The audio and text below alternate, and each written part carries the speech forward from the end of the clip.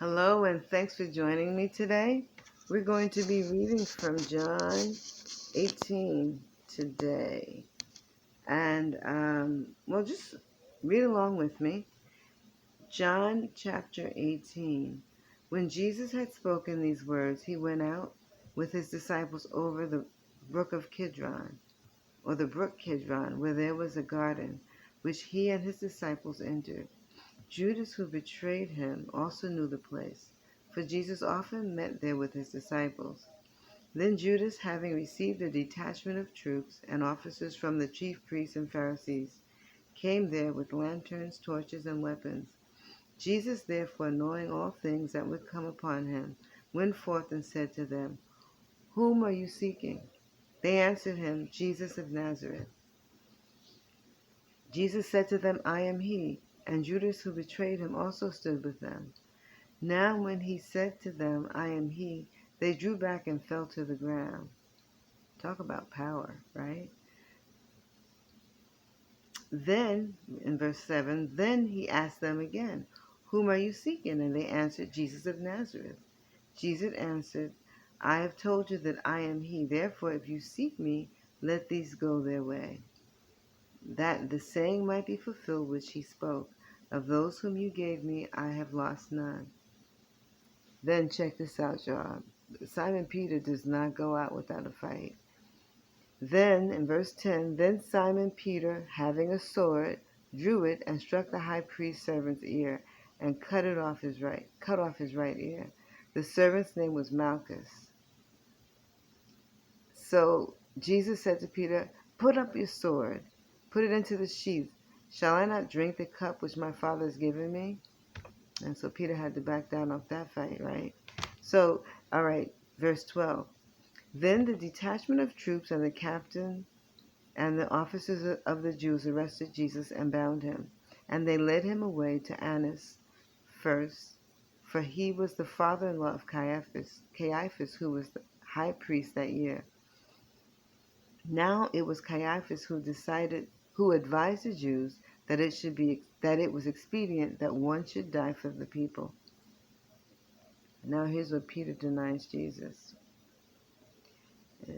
And Simon Peter followed Jesus, and so did another disciple. Now that disciple was known to the high priest and went with Jesus into the courtyard of the high priest.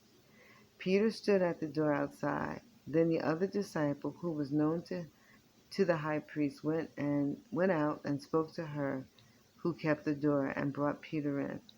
Then the servant girl who kept the door said to Peter, You are not also one of this man's disciples, are you?" He said, "I'm not." Now the servants and officers who had made a fire of coals stood there, for it was cold, and they warmed themselves, and Peter stood with them and warmed himself. The high priest then asked Jesus about his disciples and his doctrine. Jesus answered him, I spoke openly to the world. I was taught in the synagogues and in the temple, where the Jews always meet. And in secret I have said nothing. Why do you ask me? Ask those who have heard me what I said to them. Indeed, they know what I said. And when he had said these things, one of the officers who stood by struck Jesus with the palm of his hand, saying, Do you answer the high priest like this? Jesus answered, If I've spoken evil, bear witness of the evil. But if well, why do you strike me?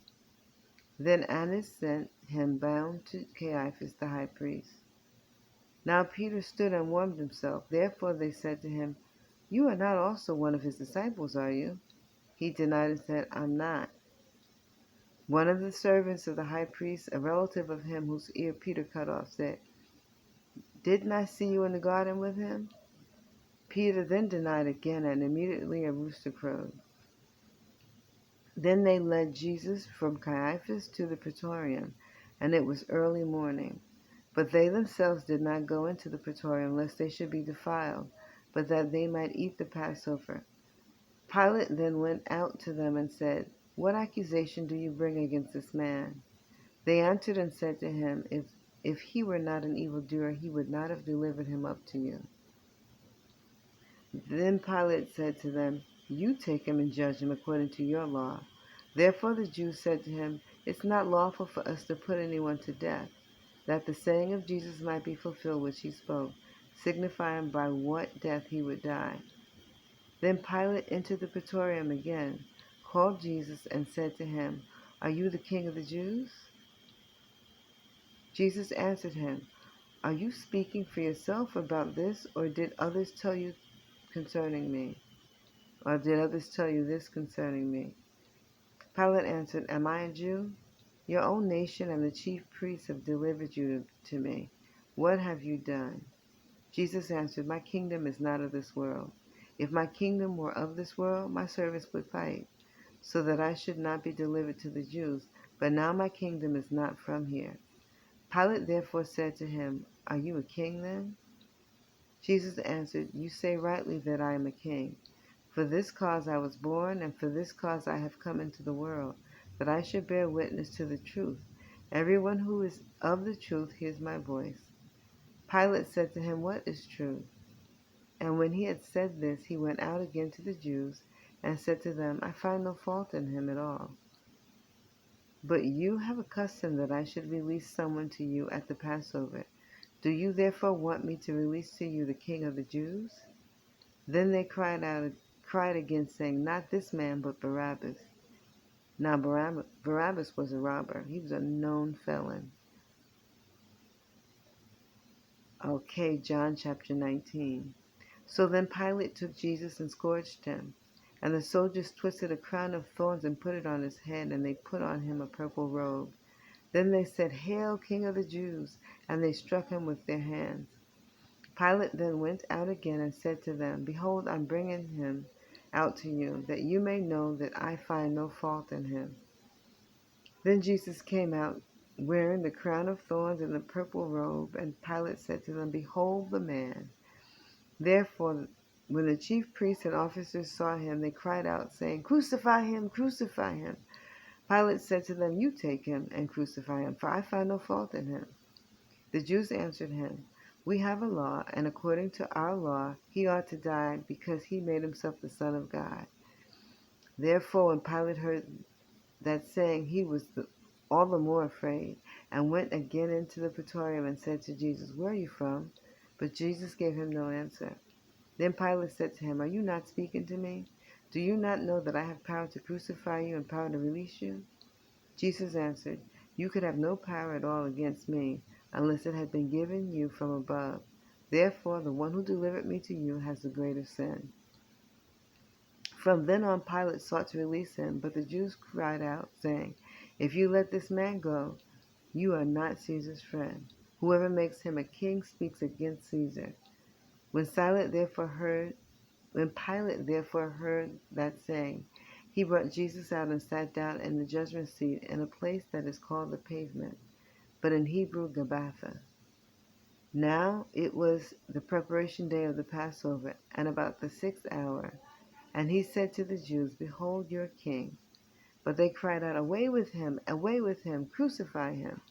Pilate said to them, "Shall I crucify your king?" The chief priests answered, "We have no king but Caesar." Then he delivered him to them to be crucified. So they took Jesus and led him away. And he, bearing his cross, went out to a place called the place of a skull, which is called in Hebrew Golgotha, where they crucified him and two others with him, one on either side, and Jesus in the center.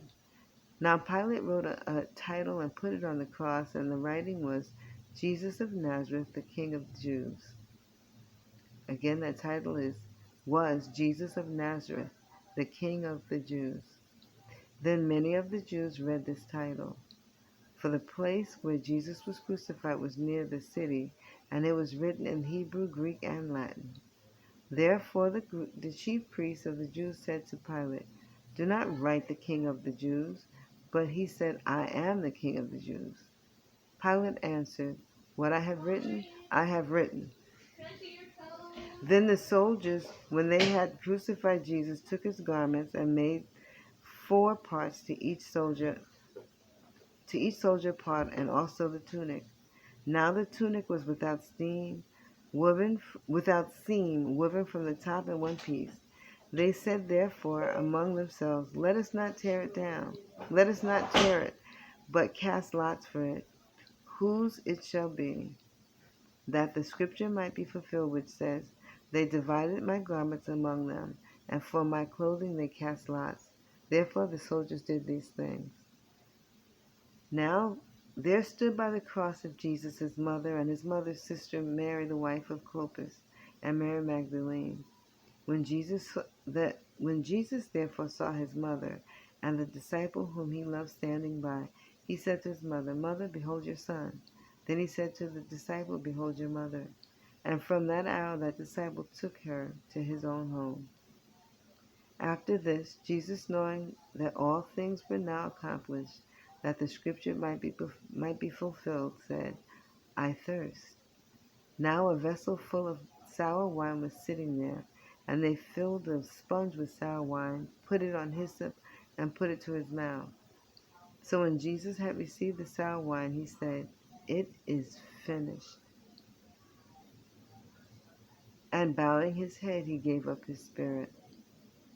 Therefore, because it was the preparation day, that the body should not remain on the cross on the Sabbath, for that Sabbath was a high day, the Jews asked Pilate that their legs might be broken, and that they might be taken away. Then the soldiers came and broke the legs of the first and of the other who was crucified with him. But when they came to Jesus and saw that he was already dead, they did not break his legs. But one of the soldiers pierced his side with a spear, and immediately blood